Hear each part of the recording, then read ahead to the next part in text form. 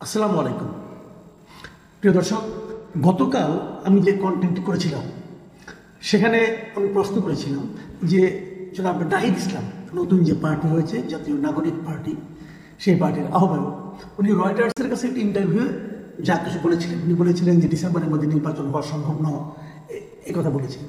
তো সেটা নিয়ে আলোচনা করতে যে ওটা নিয়ে আলোচনা করেছিলাম, ওখানে আরও অনেক কিছু বলেছিলেন, সেগুলো নিয়ে আমি খুব একটা কথা বলিনি, কারণ একটা বলতে যে অনেক সময় চলে গেল। তো আজকে উনি একটা প্রেস কনফারেন্স করেছেন বিকেলে। সেই প্রেস কনফারেন্স উনি বলেছেন যে ডিসেম্বরের মধ্যে নির্বাচন সম্ভব নয়, এভাবে বলিনি।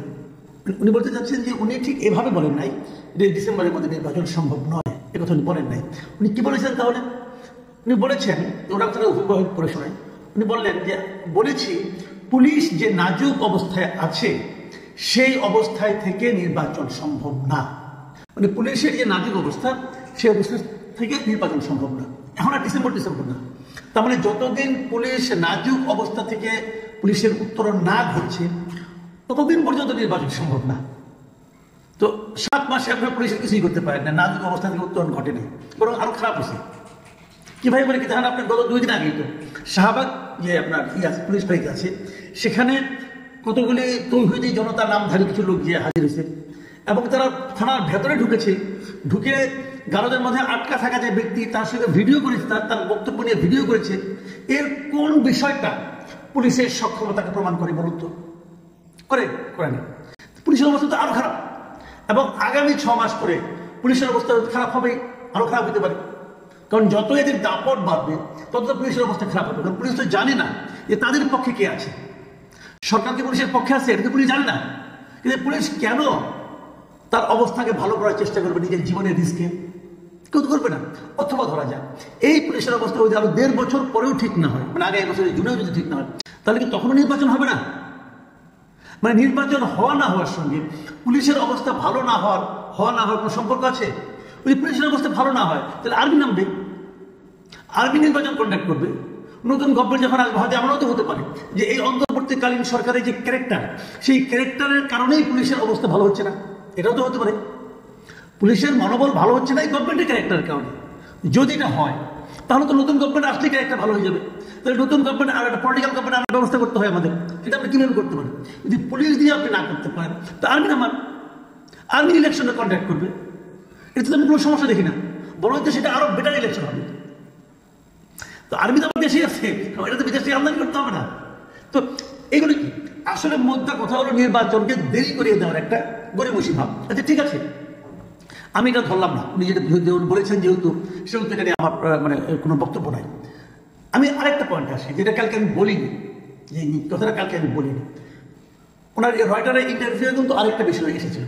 সেই বিষয়টা হলো, উনি বলেছিলেন যে কিছু ধনী মানুষ আমাদেরকে অর্থ সাহায্য করছে, সেটা দিয়ে তারা করবে। এবং তারপরে আরো বলেছিল যে আমরা গণ সহযোগিতা দেবো, মানুষের কাছ থেকে গণ চাঁদা যেটাকে বলা হয়, ক্রাউড ফান্ডিং যেটাকে ইংরেজিতে বলা হয়, তার মাধ্যমেও আমরা আমাদের অর্থ সংগ্রহ করার চেষ্টা করছি। এটা কিন্তু কালকে তিনি বলেছিলেন। ওইটার ব্যাপারেও উনি কি বলেছিলেন ওটা আমি আর এখন বিভিন্ন পত্রপত্রিকা যেটা পেয়েছি সেটা আর পড়ে শোনাচ্ছি না। উনি কি দাবি করেছেন সেটা আমি বলি। নাহিদ ইসলাম বলেন যে রয়টার্সের ইন্টারভিউতে কিছু মিসকোড হয়েছে। আমি বলেছিলাম যে আমাদের আর্থিক বিষয়ে সমাজের যে সচ্ছল মানুষ বা শুভাকাঙ্ক্ষী রয়েছেন তারা মূলত আমাদের সহযোগিতা করে। আমরা একটা ক্রাউড ফান্ডিং এর দিকে যাচ্ছি, অনলাইন এবং অফলাইন কেন্দ্রিক। এই হলো গিয়ে মূলত বক্তব্য। উনি বলেছেন যে গণমাধ্যমে এটা নিয়ে ভুল তথ্য এসেছে, এটা সংশোধন করার জন্য অনুরোধ করবো। আচ্ছা ঠিক আছে, তাহলে উনি ভুল তথ্য লাভবান কি তথ্য এসেছে নিয়ে আলোচনায় করতে চাই না। উনি সর্বশেষ এটা সংশোধন করে দিলেন ওনার বক্তব্যের বাংলা ভাষায়, এবং সেটা হুবহু এসেছে। আমি সেটা নিয়ে কথা বলতে চাই। প্রথমত উনি কি বলেছেন আবার বলি শুনুন। আমাদের আর্থিক বিষয়ে সমাজের যে সচ্ছল মানুষ বা শুভাকাঙ্ক্ষী রয়েছেন তারা মূলত, মাথায় রাখবেন, মূলত আমাদের সহযোগিতা করে। মানে প্রধান সাহায্যটা তারা পাচ্ছে সমাজের আর্থিকভাবে সচ্ছল বা শুভাকাঙ্ক্ষীদের কাছ থেকে। যারা আর্থিক এবং তাদের শুভাকাঙ্ক্ষী তাদের কাছ থেকে যে অর্থটা পায় এটাই তাদের প্রধান আয়ের উৎস। তারপর আবার বলছে আমরা একটা ক্রাউড ফান্ডিং এর দিকে যাচ্ছি, জানি এখন তারা যাচ্ছে। মানে ক্রাউড ফান্ডিং মানে কি? গণচাঁদা। সাধারণ মানুষকে বলবে আপনারা আমাদের টাকা দেন, আমরা দল চালাবো। অনলাইনে হতে পারে, বিকাশে হতে পারে, নগদে হতে পারে, যে যেভাবে পায় তাদেরকে টাকা দেবে। এই একটা পদ্ধতি হতে পারে। ওনারা ওদিকে যাচ্ছেন মানে কি? ভবিষ্যৎ নাম। এখনো যাননি। তার মানে এখন পর্যন্ত তারা যা কিছু করেছেন সেটা সেই সমাজের সচ্ছল মানুষ বা শুভাকাঙ্ক্ষী তাদের কাছ থেকে পেয়েছেন, এবং আগামীতেও মূলত এরাই দেবে। এই জায়গাটাতেই আমার প্রশ্ন, কারা আপনাদের শুভাকাঙ্ক্ষী, কারা সেই সচ্ছল মানুষেরা? আমরা বিগত সরকারের সময় দেখেছি যে বিভিন্ন ব্যবসায়ীরা যারা নাকি আগের সরকারের কাছ থেকে সুবিধাভোগী ছিল, তারা সেই সরকারের পদলোহন করত, তারা সেই সরকারের নানা রকম কর্মকাণ্ডে সরকারকে সহায়তা করত। এমনকি যখন জুলাই আন্দোলন চলছিল তখনও এই ব্যবসায়ীরা শেখ হাসিনাকে নানাভাবে পরামর্শ দেওয়ার চেষ্টা করেছে যে কিভাবে আন্দোলনকে কন্ট্রোল করা যায়, আন্দোলনকে দমিয়ে রাখা যায়। সেই পরামর্শ কিন্তু ব্যবসায়ীরা দিয়েছিল, তাদের বিপুল অর্থ তারা সরকারের সহযোগিতায়, সরকারের আশকারায় ব্যবসার নামে লুণ্ঠন করেছে, নানা মানুষের কাছ থেকে তারা লুণ্ঠন করেছে, ব্যাংক লুট করেছে, ব্যাংকের টাকা নিয়ে বিদেশে রপ্তানি করেছে, এই ব্যবসায়ীরা করেছে। তার একটা তালিকাও হয়েছে, নতুন গভর্নমেন্টের একটা তালিকাও করেছে। 10 জন ব্যবসায়ী নাম আমরা দেখতে পাচ্ছি। এই 10 জন ব্যবসায়ী ভ্যাকসিনগুলো আছে, বসুন্ধরা আছে, ওরিয়ন গ্রুপ আছে, সামিট গ্রুপ আছে, এরকম আরো নাবিল গ্রুপ আছে, এরকম 10টা কোম্পানি আছে ওদের নাম, যারা নাকি মানে শিরোমণি, মানে দুর্বৃত্তের পনার মাথায় শীর্ষস্থানে অবস্থান করছে এই 10টা প্রতিষ্ঠান। এখন আমি নাহিদ ইসলামকে বলবো, বুকে হাত দিয়ে বলুন, এই 10টার কারো কাছে কি আপনার কাছ থেকে আপনার জানলে টাকা নেন নাই? এই 10টার কেউ কি আপনাদের শুভাকাঙ্ক্ষী আছে? আপনি বলবেন নাই।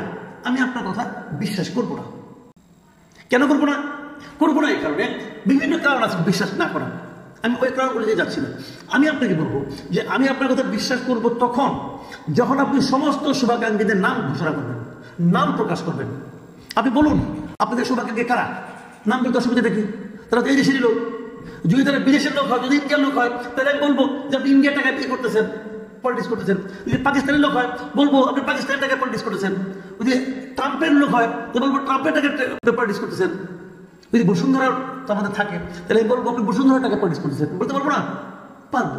আমি জিনিসটা বলতে চাই, আপনি বলুন যে কারা আপনাকে টাকা দিচ্ছে, সেই শুভাকাঙ্ক্ষীদের নাম বলুন, কে কত টাকা দিচ্ছে তাও নাম বলুন।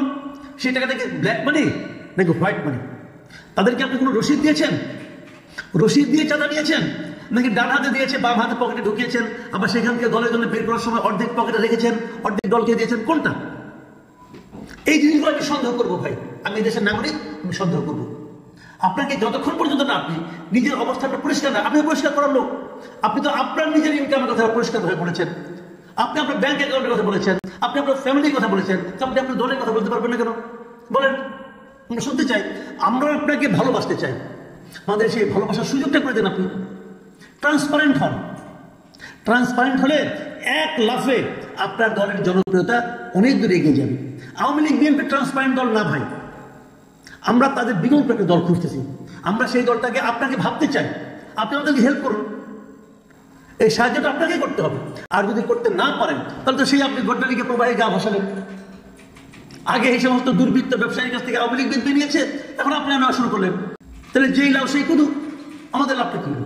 জনগণের ভাগ্যতে কোনো পরিবর্তন হলো না। আমি আপনাকে আহ্বান করব, আপনারা অতি দ্রুত এতদিন যত টাকা পেয়েছেন